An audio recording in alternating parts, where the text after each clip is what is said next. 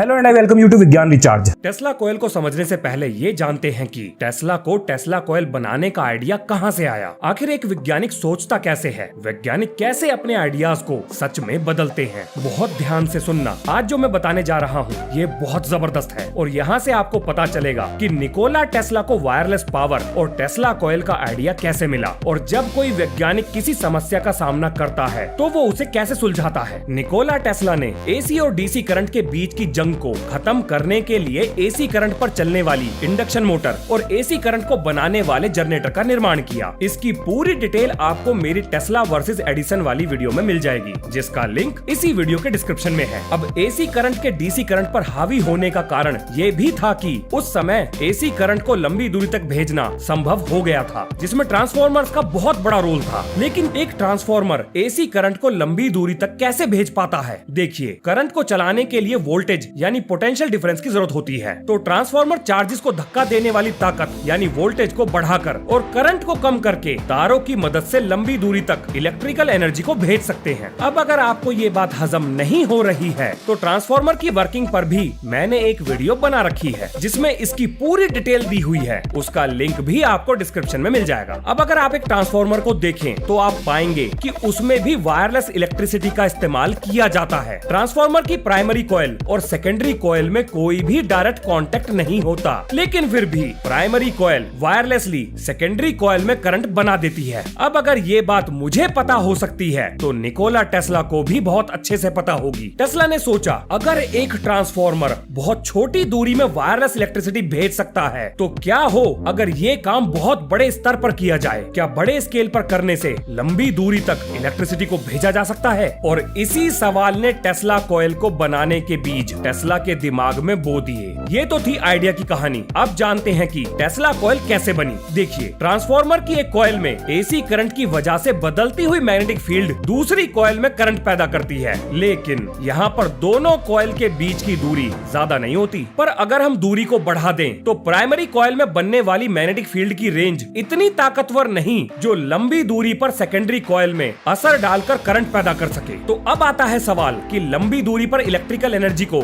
Wireless तरीके से कैसे भेजे। ये थी निकोला टेस्ला के सामने आने वाली पहली समस्या, जिसका सिर्फ एक ही रास्ता था कि किसी भी तरह से मैग्नेटिक फील्ड की रेंज को बढ़ा दो। पर ये होगा कैसे? देखो, मैग्नेटिक फील्ड को करंट या वोल्टेज की वैल्यू बढ़ाकर बढ़ाया जा सकता है। सिंपल सा फॉर्मूला है, बड़ी आसानी से समझ में आता है। तो पहली समस्या तो सुलझ गई, लेकिन एक नई समस्या सामने आ गई। अब आता है ये सवाल कि आप वोल्टेज को बढ़ाओगे कैसे, क्योंकि घर में आने वाली बिजली की वोल्टेज तो लगभग 220 से 250 के आसपास रहती है। तो हमारा ये काम करेगा एक ट्रांसफॉर्मर। अगर हम ट्रांसफॉर्मर की सेकेंडरी कॉइल में नंबर ऑफ टर्न्स को यानी वाइंडिंग्स को बढ़ा दें तो हमें इनपुट से ज्यादा वोल्टेज मिल जाएगी। लेकिन सिर्फ ये करना काफी नहीं होगा। जरा सोचिए, अगर आपने ट्रांसफॉर्मर से आने वाली आउटपुट वोल्टेज को बढ़ा भी दिया तो भी उसकी वैल्यू फिक्स ही होगी, यानी ये बढ़ा हुआ मैग्नेटिक फील्ड का दायरा एक जगह जाकर रुक जाएगा और ये इतना नहीं बढ़ पाएगा कि हम वायरलेसली इलेक्ट्रिकल एनर्जी को ट्रांसमिट कर सकें।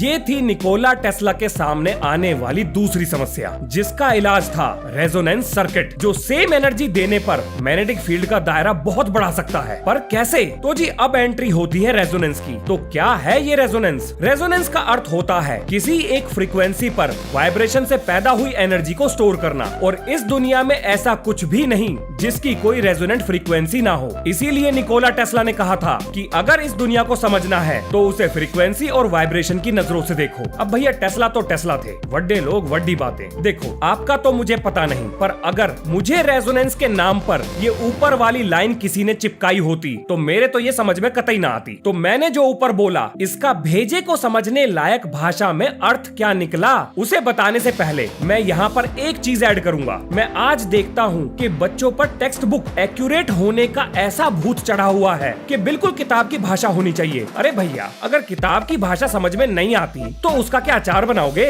उसकी पूंछ छोड़ दो। आपके खुद के समझने के लिए अपनी देसी भाषा में उसका मीनिंग निकालो, उसके बाद दिमाग चलेगा नहीं बल्कि दौड़ेगा। वापस चलते हैं मुद्दे पर। रेजोनेंस को समझने के लिए एक उदाहरण देखो। इस वीडियो में ये आदमी पंचिंग बैग पर अंधाधुंध बल्ला बजा रहा है, लेकिन ये बैग बस थोड़ा सा ही हिल रहा है। यानी इस आदमी ने ऊर्जा तो बहुत खर्च करी, लेकिन उसका रिजल्ट इतना अच्छा नहीं आया। क्या ऐसा हो सकता है कि हम बिना ऊर्जा के खर्चे को बढ़ाए इस बैग को ज्यादा लंबी दूरी तक भेज सकें? हाँ जी, बिल्कुल हो सकता है। तो इस आदमी को याद आया कि फिजिक्स में एक रेजोनेंस नाम की भी चीज होती है। तो अब इसने बैग पर सही समय पर वार किया और अब ये बैग लंबी दूरी तक जाने लगा। अब ये जो टाइमिंग है सही समय पर ऊर्जा देने की, उसने इस बैग की हलचल को बहुत बढ़ा दिया और इसी सही टाइमिंग पर ऊर्जा देने को इस बैग की रेजोनेंट फ्रीक्वेंसी कहेंगे। तो अगर हम टेस्ला कॉइल में कुछ ऐसा जुगाड़ बना पाए जिससे हम सही समय पर उसमें ऊर्जा दे सकें, तो मैग्नेटिक फील्ड का दायरा बढ़ जाएगा। ध्यान से सुनना, यानी एक ऐसा जुगाड़ जो मैग्नेटिक फील्ड को ठीक उसी पॉइंट पर एक झटका देगा जब मैग्नेटिक फील्ड घटने की कोशिश करने वाली होगी और वो घटने के बजाय पहले से ज्यादा बढ़ जाएगी। ठीक बिल्कुल वैसे जैसे हम लोग सही समय पर धक्का दे रहे थे और बैग के हिलने का दायरा बढ़ता ही जा रहा था। यहाँ ये याद रखिएगा कि हम पहले से ज्यादा ऊर्जा खर्च नहीं कर रहे हैं, बल्कि सही समय पर खर्च कर रहे हैं और ऐसा लगातार करने से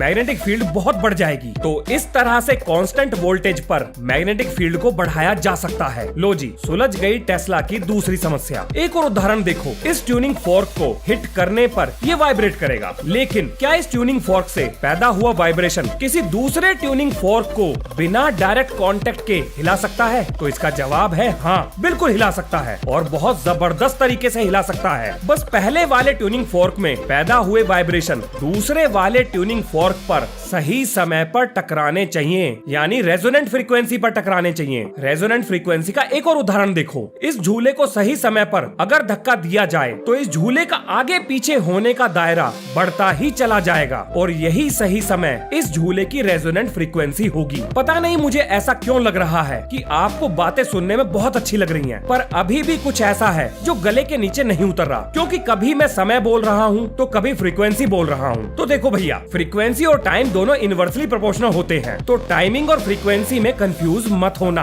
अब जो उदाहरण मैंने आपको दिए वो थे मैकेनिकल रेजोनेंस के, इसका टेस्ला कॉइल से क्या लेना देना? तो भैया, इस तरह से इलेक्ट्रिकल सर्किट भी रेजोनेट करते हैं और यही तो है टेस्ला कॉइल के काम करने के पीछे का असली राज। अब आता है सवाल कि ये इलेक्ट्रिकल रेजोनेटिंग सर्किट बनेगा कैसे, जो कॉइल को दी जाने वाली इलेक्ट्रिकल एनर्जी को सेम रखकर इलेक्ट्रिकल एनर्जी देने की टाइमिंग को सही कर सके, ताकि मैग्नेटिक फील्ड का दायरा पहले से ज्यादा बढ़ जाए। तो अब हमें चाहिए एक झटका देने का जुगाड़, जैसा झटका हमने बैग को दिया था, और ये झटका तभी दिया जा सकता है अगर कोई इलेक्ट्रिकल एनर्जी को स्टोर कर सके। तो कौन है वो जो इलेक्ट्रिकल एनर्जी को स्टोर कर सकता है? और अब एंट्री होती है कैपेसिटर की, जो इलेक्ट्रिकल एनर्जी को स्टोर कर सकता है और पूरा चार्ज होने पर उसके अंदर इकट्ठा हुई एनर्जी को एक साथ बाहर भी फेंक सकता है। लेकिन ऐसा करने से हाई इलेक्ट्रिकल एनर्जी का एक पल्स क्रिएट हो जाएगा, पर हमें पल्स नहीं चाहिए, हमें एक ऐसा जुगाड़ चाहिए जो इस इलेक्ट्रिकल एनर्जी के द्वारा बनाई गई मैग्नेटिक फील्ड को स्टोर कर सके, ताकि जब ये स्टोर हुई मैग्नेटिक फील्ड घटे तो कैपेसिटर सही समय पर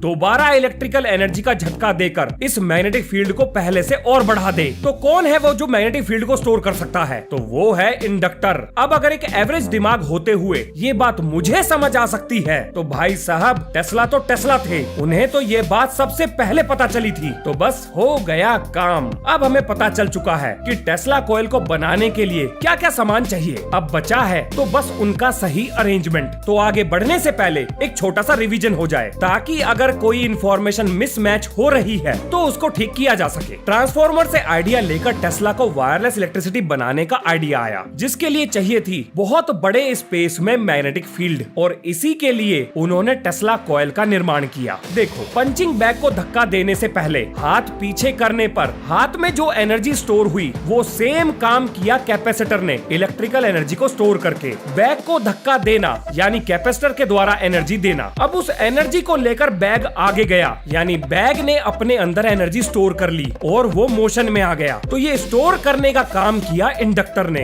अब इससे पहले कि बैग धीरे होता, हमने सही समय पर बैग को दोबारा धक्का दे दिया। ठीक इसी तरह से इंडक्टर में मैग्नेटिक फील्ड कम होने से पहले ही सही समय पर कैपेसिटर ने दोबारा इंडक्टर को इलेक्ट्रिकल एनर्जी भेज दी, और इसी कैपेसिटर और इंडक्टर के अरेंजमेंट को रेजोनेटिंग सर्किट बोलते हैं। और जैसे जैसे बैग का हिलने का दायरा बढ़ रहा था, ठीक उसी तरह से मैग्नेटिक फील्ड का दायरा भी बढ़ता गया। तो अब हम बनाएंगे टेस्ला कॉइल और चलेंगे इतिहास में पीछे और जानेंगे कि आखिर कैसे ये टेस्ला कॉइल दुनिया को वायरलेस इलेक्ट्रिसिटी दे सकती थी। मिलेगी, लेकिन ये जानेंगे हम नेक्स्ट वीडियो में। तो अब खाओ पियो मौज करो और बोलो मेरे संग, जय हिंद जय भारत।